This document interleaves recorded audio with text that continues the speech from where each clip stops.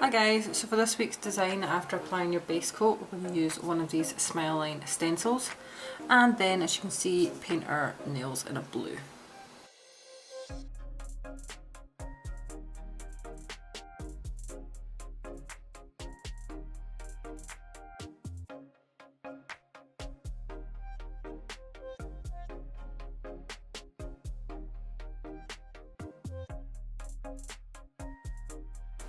Next we're going to use a black striper and do 2 lines coming from the side of our nail, and then in black once more we do rows of dots.